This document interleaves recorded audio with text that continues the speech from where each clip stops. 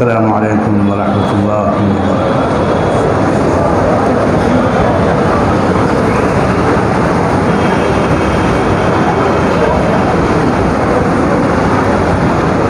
الحمد للہ وکفیٰ والسلام علی عبادہ الذین اصطفیٰ، اما بعد۔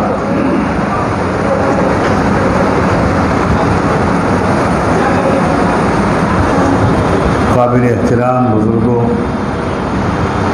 اور قابل قدر دوستوں اور نوجوانوں،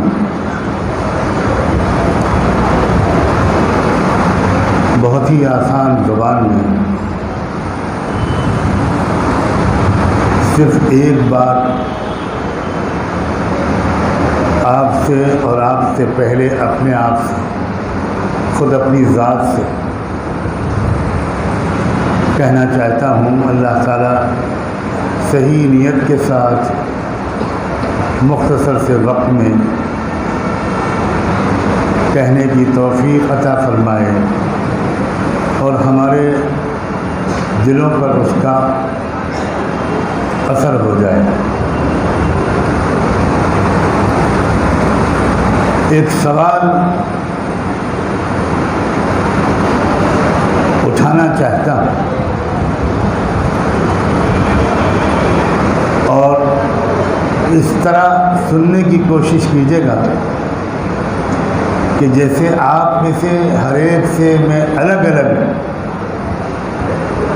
مل کر اور اس کے دروازے پر کھڑے ہو کر ایک فقیر کی طرح بات کر رہا ہوں۔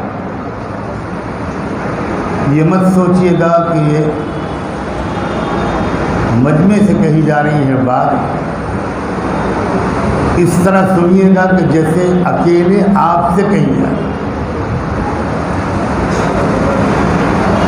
اور وہ بات یہ ہے کہ بالفرض فرض کیجئے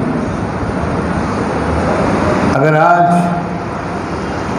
رحمت دو عالم صلی اللہ علیہ وآلہ وسلم کو تھوڑی دیر کے لیے اللہ دوبارہ ہمارے درمیان بھیج دے تو میری اور آپ کی زندگی کو دیکھ کر کیا اللہ کے رسول خوش ہوں گے؟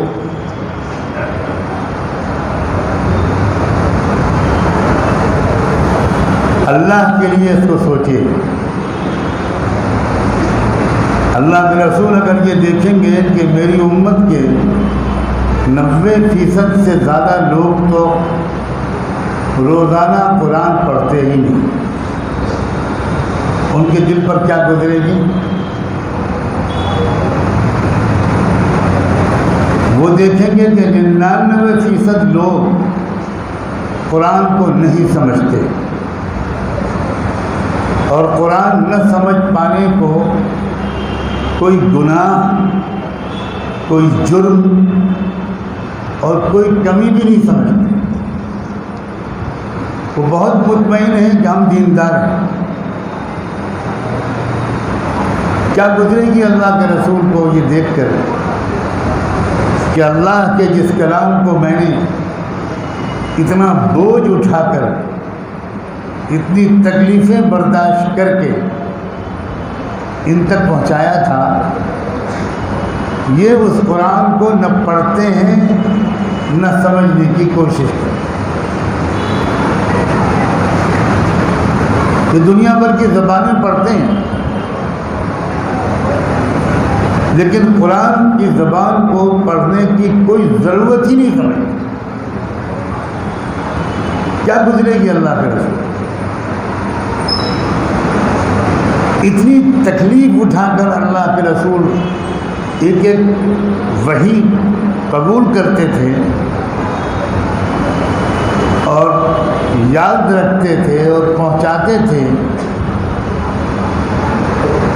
اور قرآن کے پہنچانے کی وجہ سے بہت دشمنیوں کا سامنا کرتے تھے کہ اللہ تعالیٰ کو خود انہیں تسلی دینے اور ان کا بوجھ ہلکا کرنے کے لیے ان سے کہنا پڑا کہ طٰہٰ ما انزلنا علیک القرآن لتشقیٰ،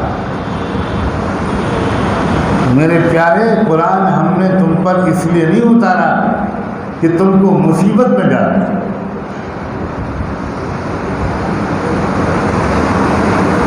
اللہ کے رسول اگر مجھے اور آپ کو دیکھیں کہ میرے اخلاق کیسے ہیں، کیا حال ہے میرے اخلاق کا،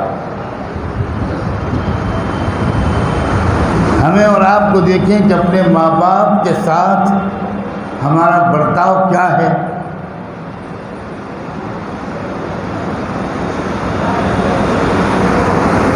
اپنے ماں باپ کا کتنا ادب کرتے ہیں ہم،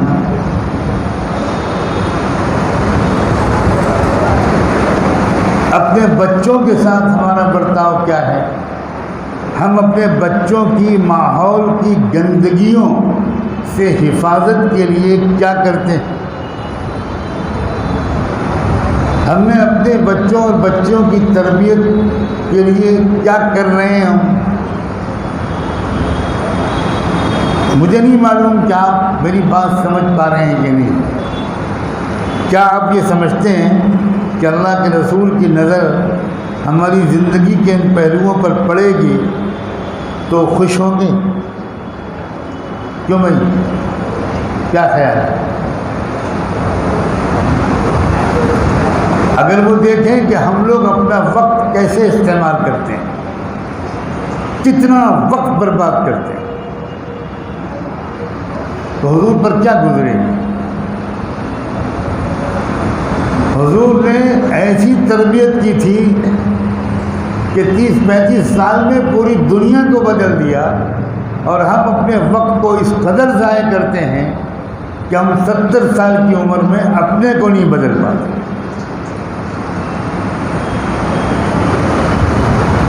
اگر اللہ کے رسول ہمیں، ہمارے تاجروں کو دیکھیں کہ یہ تجارت اور کاروبار کیا اس طرح کرتے ہیں جیسے میں نے سکھایا تھا،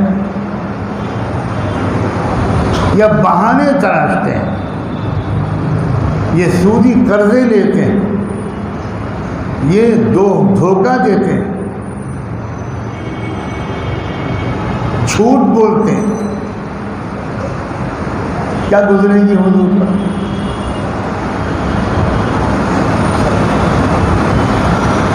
انہوں نے تو اتنا سکھایا تھا کہ اگر تم غلہ بیچ رہے ہو، کوئی اناج بیچ رہے ہو، اور اناج کے کچھ دانے اگر تھوڑے گیلے ہیں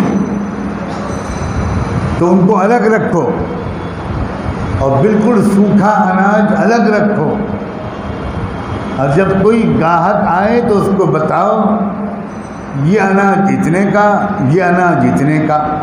وہ پوچھے کہ فرق کیوں، تو کہو کہ یہ اناج گیلا ہے، اس لیے جب اس کو تولیں گے تو اس کا وزن زیادہ آئے گا، حالانکہ یہ اتنے وزن کا نہیں ہے، گیلے پن کی وجہ سے وزن بڑھ جائے گا۔ اور اگر یہ نہیں کرو گے تو حضور نے فرمایا تو تمہارا مجھ سے کوئی تعلق نہیں۔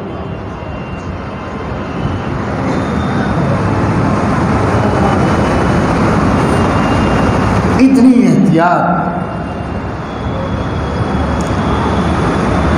اگر حضور کی نظر پڑے ہمارے نوجوانوں پر، اللہ اکبر، میرے پیارے اور عزیز نوجوانوں، امت کا مستقبل ہو تم، ایک بار سوچو کہ حضور کی نظر تم پر پڑے گی تو ان کا دل خوش ہوگا۔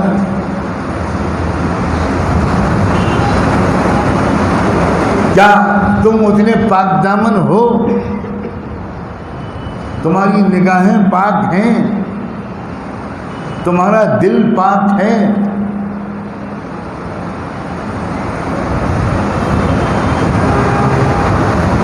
تم کسی بوڑھے اور معذور کو دیکھتے ہو تو دل میں کیا خیال آتا ہے؟ کیا تم غریبوں کی خدمت کچھ کرتے ہو 10 منٹ بھی 24 گھنٹے میں؟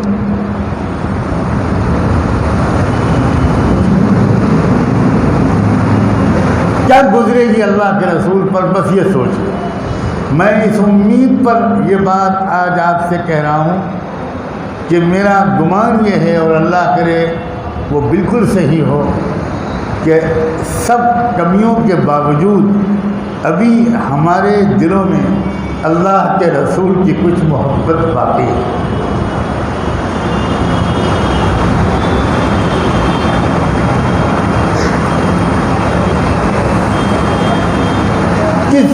ہماری زندگی کے اس پہلو کو دیکھ کر رحمت دو عالم صلی اللہ علیہ وسلم خوش ہوں؟ کس پہلو ہے؟ کوئی پہلو خوش کرنے والا ان کو، ان کے کلیجے کو ٹھنڈا کرنے والا، ان کے دل کو خوش کرنے والا؟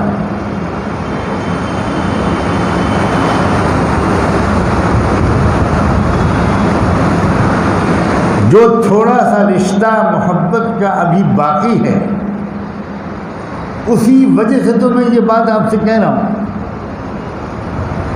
جو بیچارے رسول اللہ کو نہیں جانتے، ان سے یہ بات تو نہیں کہہ پاؤں گا۔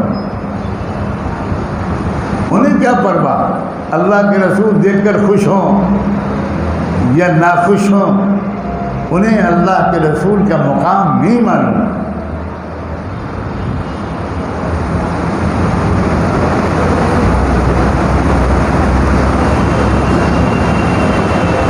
مال کے کمانے کا طریقہ اور مال کے خرچ کرنے کا جو ہمارا طریقہ ہے، کیا اسے دیکھ کر رسول اللہ خوش ہوں؟ وہ یہ دیکھیں گے کہ اکثر مسلمان اپنی بہنوں کو اپنے ماں باپ کے ترکے کا حصہ نہیں دیتے۔ کتنا بڑا جرم ہے یہ، اور بہانہ یہ کرتے ہیں کہ بھئی ہم جہیز میں اتنا دیتے ہیں کہ ترکے سے زیادہ ہوتا ہے، تب ہم جہیز بھی دیں اور ترکہ بھی دیں، یہ کیسے ہو پائے گا؟ تو بھائی آپ یہ اعلان کر دو کہ ہم رسول اللہ کے ماننے والے یا ان کی ماننے والے نہیں ہیں، اپنی مرضی سے چلنے والے لوگ ہیں، یہ کہہ دو۔ اللہ کے رسول نے کب کہا کہ تم جہیز دو اور جہیز لو؟ اللہ کے رسول نے یہ ضرور کہا کہ اپنی بیٹیوں کو اللہ کا بتایا ہوئے طریقے کے مطابق ماں باپ بہن بھائی وغیرہ کے چھوڑے ہوئے ترکے میں سے حصہ دو۔ قرآن میں دو چیزوں کی جتنی تفصیل آئی ہے کسی چیز کی نہیں آئی۔ نماز کی تفصیل قرآن میں نہیں آئی، بالکل نہیں آیا نماز کا طریقہ۔ فجر میں کتنی رکعت، ظہر میں کتنی رکعت، عصر میں کتنی رکعت، کچھ نہیں ہے قرآن۔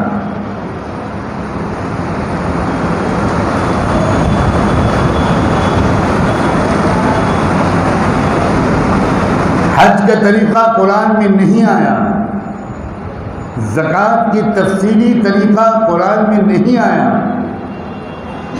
یہ سب چھوڑ دیا اللہ نے کہ یہ میرے رسول بیان کر دیں گے۔ لیکن دو چیزوں کا جتنا تفصیل سے تذکرہ قرآن میں ہے، میں نہیں جانتا کہ کسی تیسری چیز کا اتنا تفصیلی تذکرہ قرآن ہے۔ ایک آپس کے کاروباری لین دین، ادھار لین دین، ایک دوسرے سے قرض لینا قرض دینا، ادھار لینا ادھار دینا، قرآن کی سب سے لمبی آیت ادھار لینے اور دینے کے بارے میں۔ نماز کے بارے میں اقیموا الصلاۃ، نماز پڑھو۔ زکوٰۃ کے بارے میں آتوا الزکوٰۃ، زکوٰۃ ادا کرو۔ اور ادھار لین دین کے بارے میں، اور آج پوری دنیا گواہ ہے کہ ادھار لے کر نہ دینے والی سب سے بڑی قوم مسلمان۔ کتنی کمپنیاں قائم ہوئیں تمام شہروں میں. کسی کا نام المیزان، کسی کا نام الفلاح، کسی کا نام الفضل، میوچول بینیفٹ کمپنیاں. اور کمپنیوں نے اعلان کیا کہ ہم سے ادھار لو اور کاروبار کرو اور ادھار واپس کرو. 6 مہینے تک کچھ نہیں واپس کرنا، 1 سال تک کچھ نہیں واپس کرنا. 1 سال کے بعد ہر مہینے اتنی قسطوں سے واپس کرنا. 99% مسلمانوں کی کمپنیاں ڈوب گئیں. کیوں ڈوب گئیں؟ اس لیے کہ وہ کہتے ہیں کہ ادھار لے تو گئے لوگ لیکن واپس نہیں. یہ دیکھ کر حضور صلی اللہ علیہ وسلم پر کیا گزرے گی؟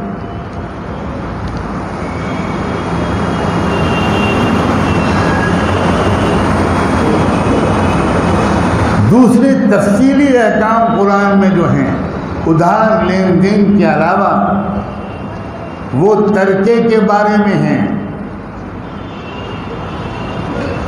اگر ماں باپ میں سے کسی کا انتقال ہو جائے اور لڑکے ہوں اتنے اور لڑکیاں ہوں تو ایسے ترکہ بٹے گا. 1 لڑکا ہو تو ایسے بٹے گا، 2 لڑکیاں ہوں ایسے بٹے گا، 1 لڑکی ہو تو ایسے بٹے گا. اتنی تفصیل ہے. لیکن 90% اور شاید اس سے بھی زیادہ مسلمان، دیندار سمجھنے والے مسلمان، کرتا پاجامہ ٹوپی داڑھی والے مسلمان اپنی بیٹیوں کو ترکے میں حصہ نہیں دیتے. کیوں بھائی یہ بات صحیح ہے کہ نہیں؟ پھر کہتے ہیں کہ ہمیں رسول اللہ سے محبت. آپ دل پر ہاتھ رکھ کر سوچیے، جب آپ اپنی بیٹی کے لیے رشتہ تلاش کرتے ہیں کیا دیکھتے ہیں؟ ہر شخص کیا دیکھتا ہے سب سے زیادہ؟ لڑکا مالدار ہونا چاہیے، پیسے والا ہونا چاہیے، اچھا کاروبار ہو، اچھا گھر ہو، کوٹھی اور بنگلہ ہو، اچھا ہے کہ کار ہو. یہ لڑکا یہ دیکھتے ہیں. اور اس کے بعد آپ کی بیٹی خون کے آنسو روتی ہے اور خودکشی کرنے پر مجبور ہوتی. کیوں؟ غلطی آپ کی ہے. اس لیے کہ آپ نے دیکھا کیا؟ آپ نے بالکل نہیں دیکھا کہ یہ لڑکا تقوی والا ہے، یہ شادی کے بعد بھی دوسری لڑکیوں سے افیئر تو نہیں رکھے گا، اس لڑکے کے اپنے کالج کی لڑکیوں سے دوستی تو نہیں ہے،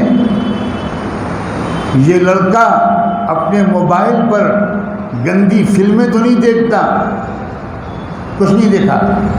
آپ نے دیکھا کہ 2 چمچماتی کاریں کھڑی ہیں، آپ نے دیکھا کہ کوٹھی اور بنگلہ ہے، بس منہ میں پانی آ گیا آپ کا.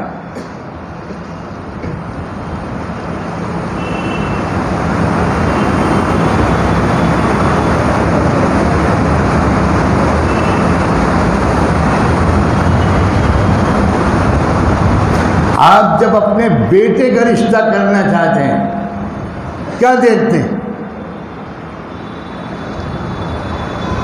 سوچ کر بتائیے کہ آپ کیا دیکھتے ہیں. آپ کی بیوی کیسے داماد کو ڈھونڈتی ہے؟ گھر میں مشورہ ہوتا ہے تو کیا کہا جاتا ہے؟ کیا یہ بات آتی ہے کہ دیکھو بھائی ہماری بیٹی آرام سے رہے گی اس لڑکے کے ساتھ جو لڑکا وفادار ہوگا، اخلاق اچھے ہوں گے، غصہ گرمی نہیں ہوگی، مسکراتا چہرہ ہوگا، گھر میں خوشی کا ماحول بنائے گا.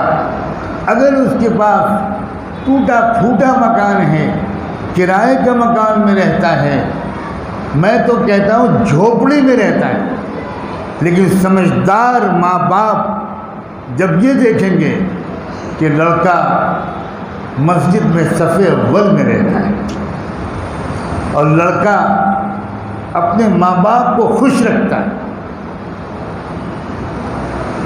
جب یہ دیکھیں گے کہ اس لڑکے کے دادا انتقال کے وقت میں اپنے پوتے کو بلا کر سینے سے لگایا اور دادا نے کہا تھا بیٹا میں تم سے بہت خوش ہوں، یہ لڑکا میری بیٹی کو خوش رکھ پائے گا چاہے غریب ہو.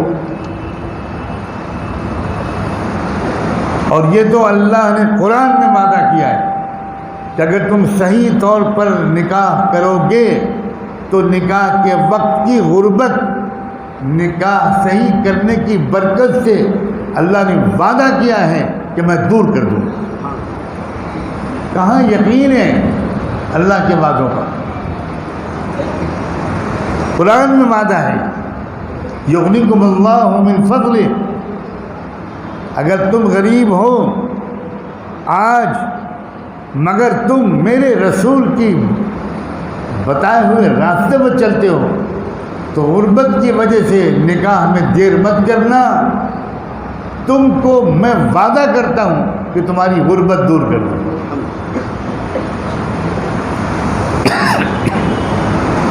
اللہ کے رسول اگر ہماری شادی کی محفلوں کو دیکھیں، بتاؤ آپ مجھے خدا کے لیے بتاؤ، میں آپ ہی کی میں کا ایک گنہگار آدمی ہوں. ہماری شادی کی محفلوں کو دیکھ کر اللہ کے رسول کو خوشی ہوگی؟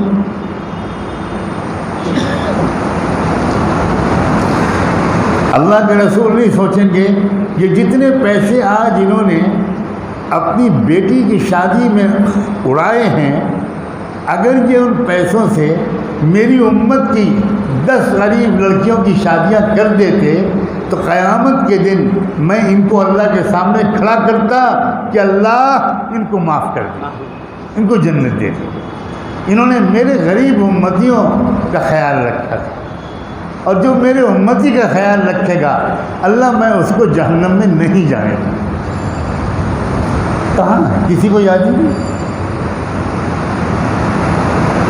ہر ایک شادی میں یہ کوشش کرنے لگا کہ زیادہ سے زیادہ شان و شوکت ہو، شہرت ہو. فلان صاحب کی شادی میں جو رونق تھی، جو روشنی کا انتظام تھا، جو کھانے تھے، اب میرے بیٹی کی شادی میں اس سے 20 ہونے چاہیے، 19 نہیں ہونے چاہیے.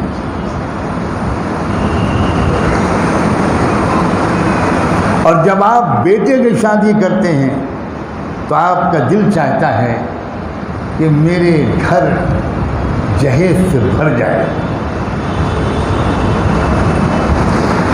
کتنے لوگ ہیں، کتنے فیصد لوگ ہیں جو لڑکی والوں سے لڑکی کے سوا کچھ نہیں مانگتے، اور مانگنا تو دور کی بات ہے کسی قیمت پر قبول نہیں کرتے.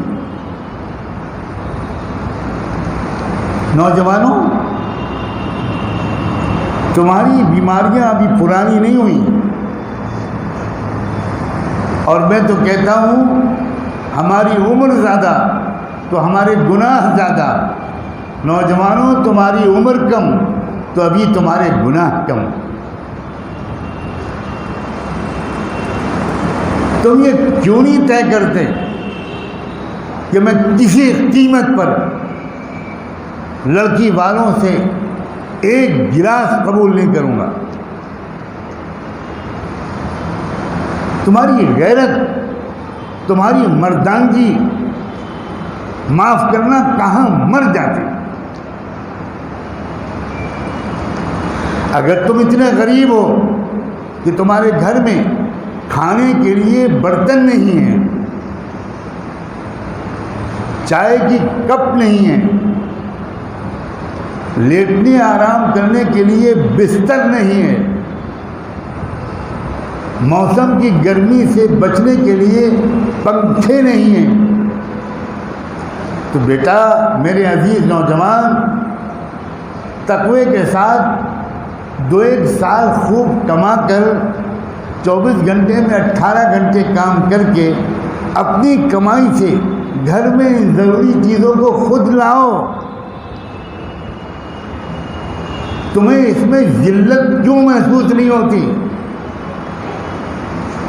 اس میں بے شرمی کیوں نہیں محسوس ہوتی کہ تم دامن پھیلا کر لڑکی والوں سے کہتے ہو میرے گھر میں کھانے پینے کے برتن نہیں ہیں، تم دو گے تو میں برتن میں کھانا کھا پاؤں گا، ورنہ میں تو کیلے کے پتے میں کھانا کھاتا ہوں. کیوں نہیں تم لڑکی والوں سے کہتے؟ کیسے قبول کرتے ہو؟ اس ملک میں اللہ نے ہم کو پیدا کیا، اس ملک کے غلط ریت رواج کو مٹانا نماز کی طرح کا ہمارا فرض تھا. ہم نے اس ملک کے غلط ریت رواج کو مٹانے کے بجائے ہم نے اس ملک کے غلط ریت رواج کو قبول کر لیا.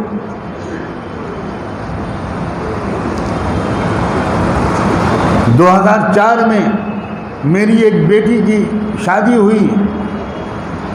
جس مکان میں شادی ہوئی، میں جس مکان میں منتقل ہوا، چاروں طرف صرف غیر مسلم، ہندو، بہت ٹاپ کلاس پڑھے لکھے لوگ، ریٹائرڈ ججز، ریٹائرڈ IAS آفیسرز وغیرہ تھے. اب وہ بچیاں پڑوس کی غیر مسلم ہندو بچیاں، اللہ کا شکر ہے کہ میرے گھر میں آتی جاتی تھیں. میری اہلیہ سے بہت مانوس تھیں، آنٹی آنٹی کہتی تھیں. میری بچیوں کو وہ بہت پیار کرتی تھیں، کسی کو بڑی بہن کی حیثیت سے، کسی کو چھوٹی بہن کی حیثیت سے. ہم لوگوں نے یہ کوشش کی تھی کہ ہر پڑوسی کے گھر سے ہمارے اچھے تعلقات ہوں. تو شادی جب ہونے لگی تو وہ بیچاری دن میں کئی بار گھر میں آتی تھی اور ان کی سمجھ میں نہیں آتا تھا کہ کون سے کمرے میں چھپا کر جہیز رکھا گیا.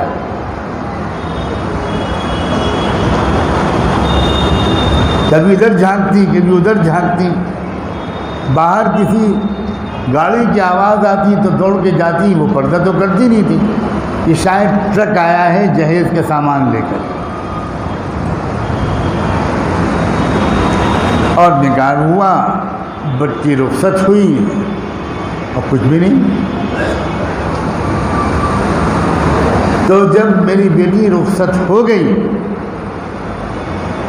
تب اور مہمان بھی جو 10-20 تھے وہ چلے گئے. تو ان بیٹیوں، وہ بیٹیاں بیٹھیں، وہ ابھی نہیں جا رہی. بالآخر انہوں نے ہمت کر کے پوچھا میری بڑی بیٹی سے کہ کیا بہت پہلے جہیز بھیج دیا گیا؟ انہوں نے کہا کہ بھائی تم تو پڑوس میں رہتی ہو، اگر کوئی جہیز جاتا تو تم کو تو پتہ چل جاتا. اب ان کو یقین ہی نہیں آیا، مان ہی نہیں رہی تھی کہ اتنا پڑھا لکھا لڑکا، باہر کے ملک میں سروس کرنے والا، اتنا ہائیلی کوالیفائڈ لڑکا، اس کے گھر میں آپ کی بیٹی گئی اور جہیز نہیں. تب میری اہلیہ نے ان بچیوں کو سمجھایا کہ بیٹیوں، بچیوں، جہیز لینا ہمارے یہاں بہت بڑا پاپ ہے، پاپ، بہت بڑا گناہ ہے.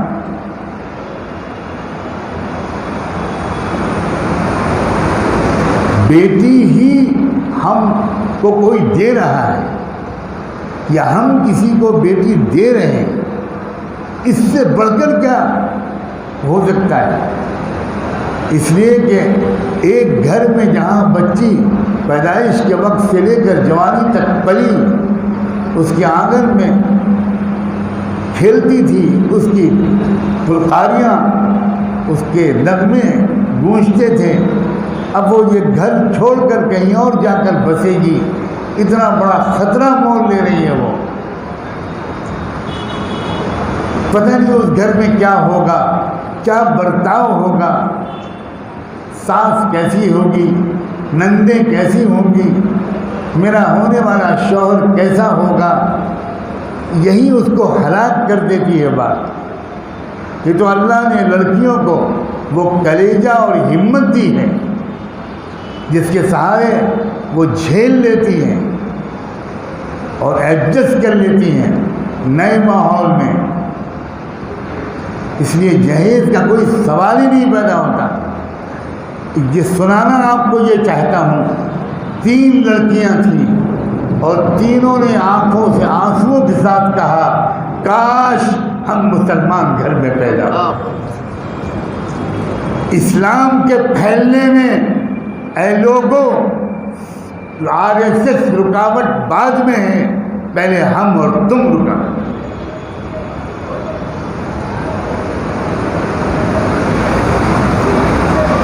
ہم عقل کے اندھے ہیں، ہمیں کچھ خبر نہیں کہ پورا سماج ہمیں دیکھتا ہے،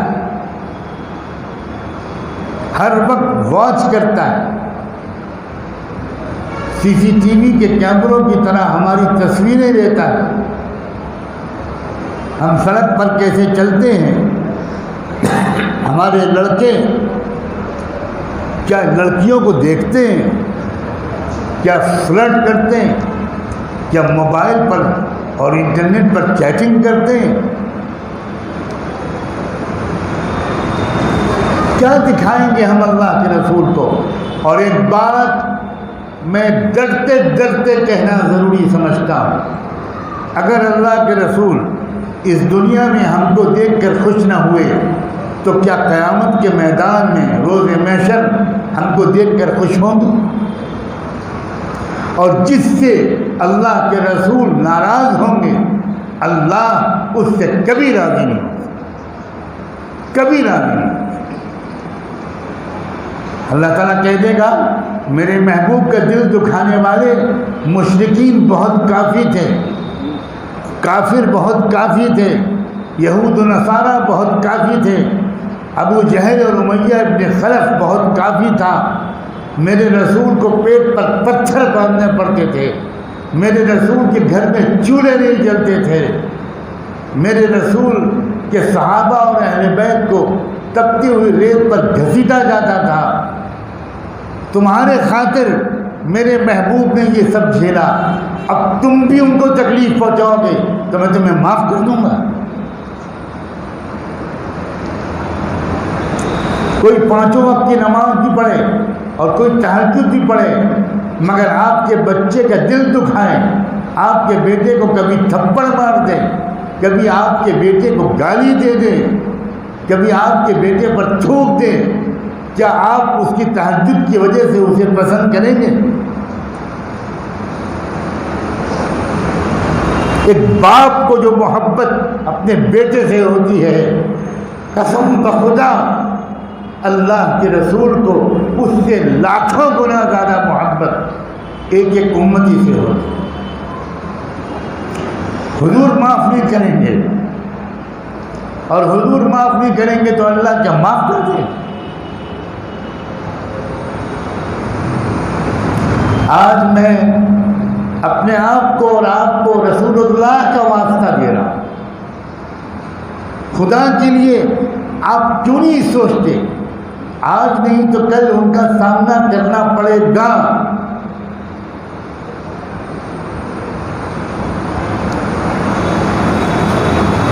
اور ہماری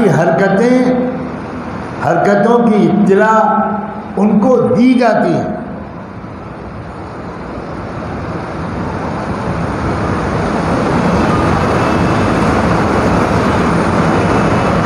اس لیے کب وہ وقت آئے گا جب ہم ایک مضبوط فیصلہ کریں گے کہ بہت ہو گیا، مجھ سے بڑی غلطی ہوئی، اب میں زندگی پوری ایسی بنانے کی کوشش کروں گا کہ جس کو دیکھ کر اللہ کے رسول خوش ہو جائے.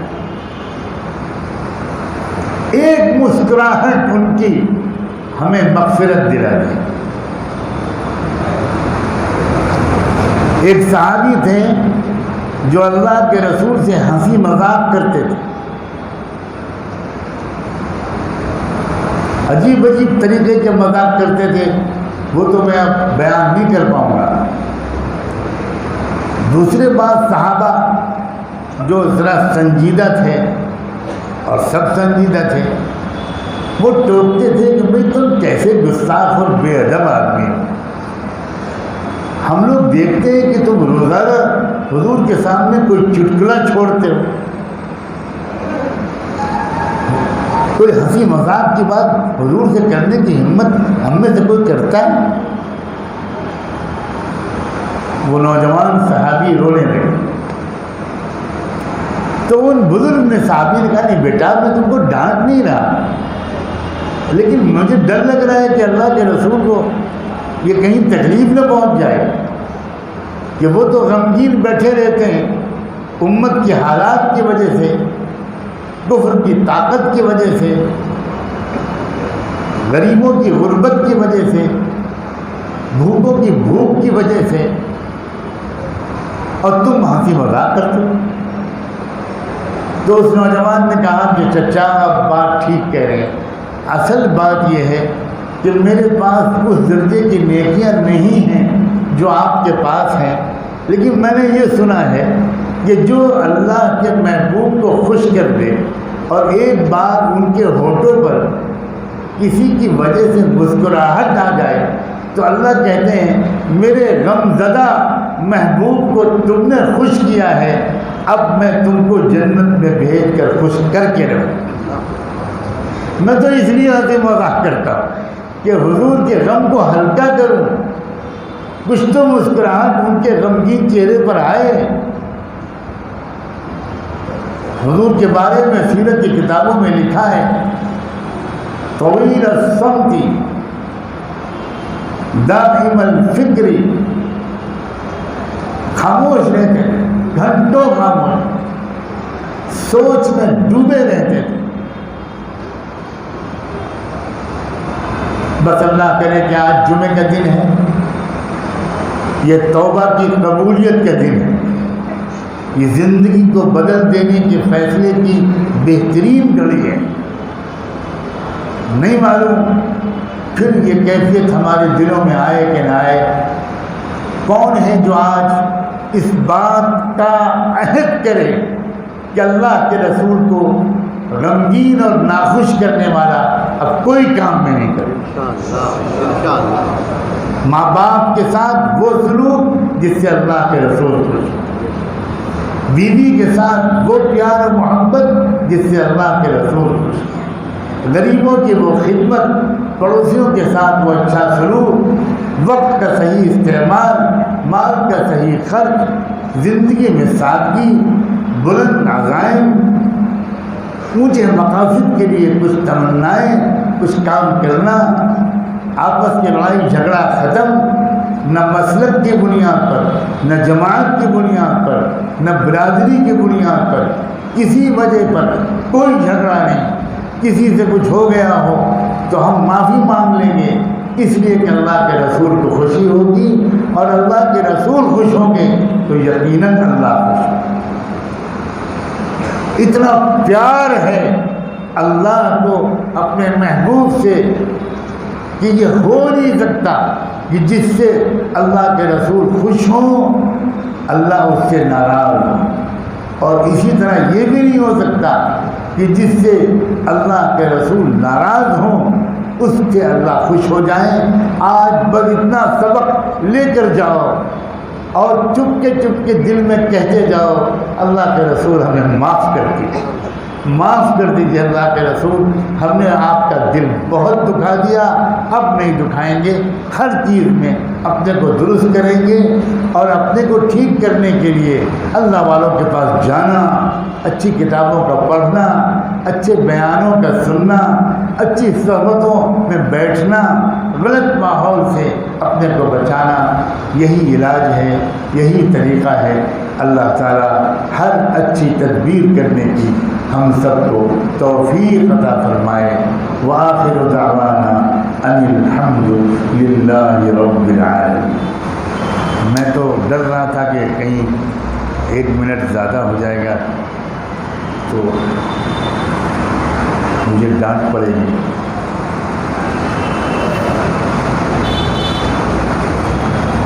دیکھو، دین کی باتیں سننے کا شوق اللہ کا شکر ہے اچھی خاصی تعداد کے اندر موجود ہے، لیکن سن کر اس پر فوراً عمل کرنا، اس میں بہت لوگ بھول جاتے ہیں، چوک ہو جاتے ہیں، نکلتے ہی دوسرے کاموں میں لگ جاتے ہیں، بھول جاتے ہیں۔ کوئی علاج آپ اس کا خود سوچو بھائی، خود سوچو کہ جو سنا اب وہ زندگی میں داخل ہو جائے۔ جب تک آپ کچھ دن تک مشغول زندگی سے وقت نکال کر صرف اسی مقصد کے لیے 24 گھنٹے نہیں لگائیں گے، تب تک مستقل طور پر سبق یاد نہیں رہ پائے۔ یہ بالکل انسان کی فطرت ہے۔ اسی لیے یہ بھی تجربے کیے گئے اور بہت کامیاب کہ بھئی کچھ وقت کے لیے اللہ کے راستے میں نکل جاؤ، کوئی کام ہی نہیں سوائے اپنی اصلاح۔ یہ بھی تجربے کیے گئے کہ کچھ وقت کے لیے کسی اللہ والے کے پاس جا کر کچھ وقت گزارو۔ ہر وقت وہاں تم نیکی سنو گے، نیکی دیکھو گے تو اس کا اثر پڑے گا، اور بگڑی ہوئی عادتوں کو نئے ماحول میں بدلنا آسان ہوتا ہے، بگڑی ہوئی عادتوں کو پرانے بگڑے ہوئے ماحول میں بدلنا بہت مشکل ہے۔ جب سنتے ہیں تو ارادہ پیدا ہوتا ہے،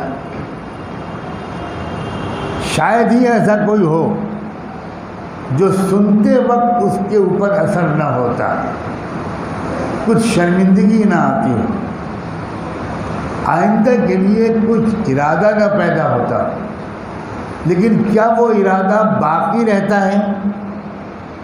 کیوں بھائی بتاؤ؟ یا بھول جاتا ہے؟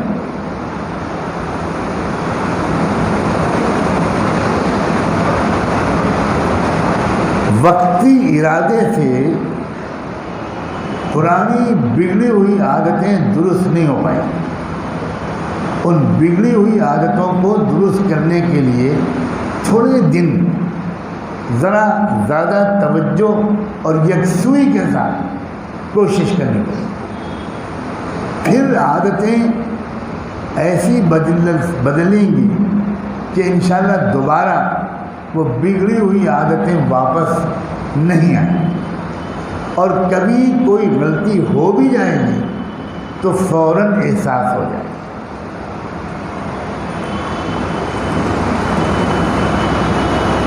اسی لیے آج کی گفتگو میں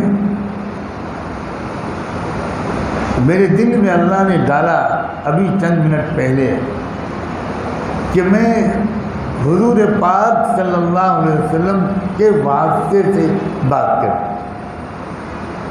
اس لیے کہ ان سے محبت ہے۔ ایک بات اگر کہوں، پتہ نہیں اللہ سے تو کچھ ڈر لگتا ہے، لیکن اللہ کے رسول سے ڈر سے زیادہ محبت اور امید لگتی ہے۔ بتاؤ یہ بات صحیح ہے کہ نہیں؟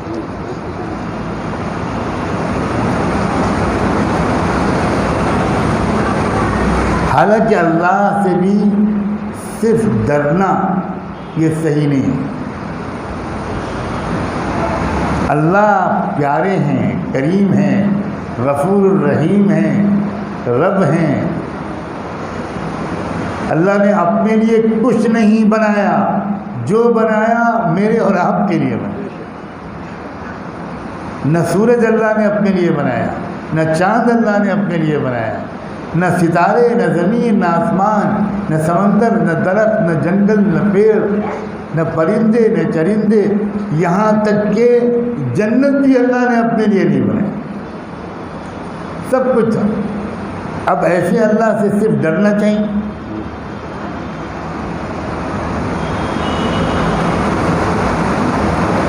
یہ ہم مولوی لوگ کی غلطی شاید زیادہ ہے کہ ہم اللہ سے ڈراتے زیادہ ہیں۔ بڑے بڑے علماء یہاں بیٹھے ہیں، مجھے صحیح سالم جانا ہے تو ہلکا اشارہ ہی کروں گا، کمزور آدمی ہوں، تیزی سے بھاگ بھی نہیں پاؤں گا۔ یہ اللہ سے ڈرانے کی جو ہماری عادت ہے نا، اب آپ بتاؤ، اگر بچوں کو بابا سے کالی مائی سے ڈراتے ہی رہو گے، یہ تربیت کا صحیح طریقہ نہیں ہے۔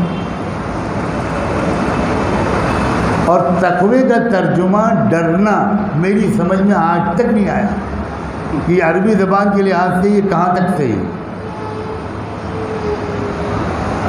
تقوی کہتے ہیں بچنے کو، پرہیز کو، ڈرنے کو نہیں کہتے۔ ڈاکٹر یہ نہیں کہتا کہ نمک سے ڈرو، وہ بلڈ پریشر کے مریض سے کہتا ہے نمک سے بچو۔ وہ شوگر کے مریض کو یہ نہیں کہتا کہ شکر سے ڈرو، شکر دیکھو تو بھاگ جاؤ۔ اگر آپ شکر دیکھ کے بھاگیں گے تو شوگر کے ڈاکٹر کے بجائے دماغ کے اسپتال میں جانا پڑے گا۔ بچنا الگ چیز ہے، ڈرنا الگ چیز۔ احتیاط رکھو، یہی تقوی کا مطلب۔ اللہ تعالیٰ کا دھیان رکھو کہ وہ دیکھ رہا ہے، ڈرنا نہیں ہے۔ ارے بھائی خدا کے بندو، اللہ نے اپنی مثال باپ سے نہیں دی، ماں سے دی ہے۔ بچے ڈرتے اگر ہیں تو باپ سے ڈرتے۔ جتنے بچے یہاں بیٹھے ہیں وہ کہہ رہے ہوں گے کہ حضرت نے تو ہمارے دل کی بات کی، ہمیں اپنے ابا سے بہت ڈر لگتا ہے، ابا بہت جلالی ہیں، اور جب ابا گھر میں آتے ہیں تو میں الماری کے پیچھے چھپ جاتا ہوں، پلنگ کے نیچے چھپ جاتا ہوں۔ مگر ماں سے بچے نہیں ڈرتے۔ اللہ تعالیٰ نے اپنی مثال باپ سے دی ہی نہیں۔ 70 ماؤں سے زیادہ پیار کرنے والا ہوں میں، یہ نہیں کہا کہ 70 باپوں سے زیادہ ڈرانے والا ہوں میں۔ اللہ پیارے ہیں، اللہ قریب ہیں، اللہ ہم کو پیار کرتے ہیں، اللہ ہمیں پسند کرتے ہیں، اللہ ہمارے استقبال کا لیے انتظار کرتے ہیں، اور نیکوں کو صرف پسند کرتے ہوں یہ بدگمانی مت کرنا۔ اللہ تعالیٰ نے تو یہ تک کہہ دیا، اور حضور سے کہلوانے کے بجائے اپنے الفاظ حضور کو ڈکٹیٹ کیے اور یہ کہا کہ میرے لفظوں میں یہ بات میرے بندوں تک پہنچانا کہ میں جب صبح ہوتی ہے تو رات بھر کے گنہگار کا انتظار کرتا ہوں، شاید یہ معافی مانگے، اور جب دن گزرتا ہے اور شام ہوتی ہے تو میں دن بھر کے گنہگار کا انتظار کرتا ہوں، شاید یہ معافی مانگ لے۔ ایسا رب ڈرنے کے لائق ہے کہ جان دے دینے کے لائق، قدموں پر نشاور ہو جانے کے لائق۔ اور ڈرنے کی وجہ سے، زیادہ غیر ضروری ڈرنے کی وجہ سے ہم اللہ سے اس طرح دعا نہیں کر پا رہے جس طرح اللہ سے دعا مانگنی چاہیے۔ ہم دعا کراتے ہیں، کرنے کی ہمت نہیں کرتے۔ آپ دعا کر دیجئے، آپ دعا کر دیجئے۔ ہر آدمی کہتا ہے میرے لیے خصوصی دعا کیجئے۔ اب سمجھ میں نہیں آتا پھر عمومی دعا کس کے لیے کی جائے؟ کیوں بھائی دعا کراتے کیوں ہو؟ کرتے کیوں نہیں؟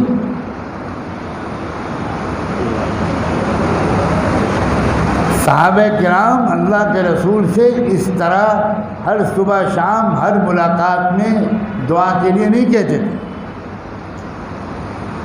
الٹی بات ہے، حضرت عمر عمرہ کرنے جا رہے تھے، اللہ کے رسول سے ملنے آئے تو معانقہ ہوا اور حضور نے کہا لا تنسنی اخی فی الدعاء، میرے چھوٹے بھائی، میرے بھیا، دعا میں مجھے نہ بھولنا. سبحان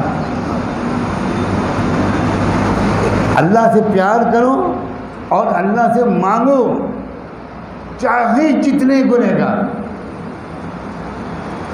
یہ شرط لگائی نہیں اللہ میاں نے کہ میں صرف نیکوں کی سنوں گا. اس نے تو یہاں تک کہہ دیا یا عبادی الذین اسرفوا علی انفسہم، اے میرے بندو جو بہت اپنے ساتھ زیادتی کر چکے، بہت گناہ کر چکے، میری رحمت سے مایوس مت ہونا. اللہ سے بھی قریب ہو، اللہ کے رسول سے بھی قریب، پیار کرو. کاش کہ نماز سیکھ کر ہم پڑھتے تو نماز میں التحیات کے پڑھنے میں کبھی ہم کو ایسا لگتا کہ ہم اللہ کے قریب پہنچ گئے. یہ جو آپ پڑھتے ہو التحیات للہ والصلوات والطیبات، یہ حضور نے تب اللہ کے سامنے یہ کلمے کہے تھے جب معراج کے سفر میں تنہائی میں حضور کی اللہ سے ملاقات ہوئی، جہاں جبریل امین بھی نہیں جا سکے تھے. وہاں ان الفاظ کے ساتھ حضور نے اللہ کو سلام کیا تھا. اب اگر نماز سیکھ کر پڑھتے تو جب آپ التحیات پڑھتے، ہر دفعہ نہیں تو اکثر کچھ ایسا احساس تازہ ہو جاتا کہ جیسے میں بھی اللہ سے کہہ رہا ہوں کہ حضور کا غلام ہوں، انہی لفظوں میں آپ کو سلام کر رہا ہوں.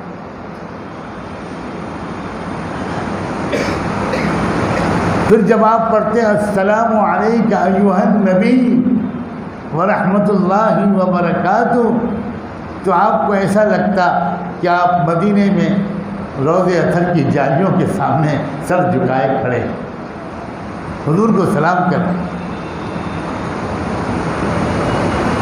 اس لیے اللہ بھی محبت کے لائق اور اللہ کے رسول بھی محبت کے لائق. دل دکھانے سے آج توبہ کر لو اور مان لو کہ اللہ ہم نے ایسی ایسی حرکتیں کی ہیں اور اونٹ نے اونٹ تیری کون سی کل سی دی. ہماری زندگی میں اکثر گوشے وہ ہیں جو اللہ آپ کو بھی برے لگتے ہیں، اللہ کے رسول کو بھی اس سے بہت تکلیف پہنچتی ہوگی. آج آپ دونوں سے ہم معافی مانگتے ہیں. جمعے کی خیرات دے دیجئے. جمعے کے دن تو بھکاریوں کو زیادہ امید ہوتی ہے. امام صاحب نے حکم دیا ہے انشاءاللہ نماز کے بعد اجتماعی دعا ہوگی. اللہ ہمیں مقبول دعا نصیب فرمائے.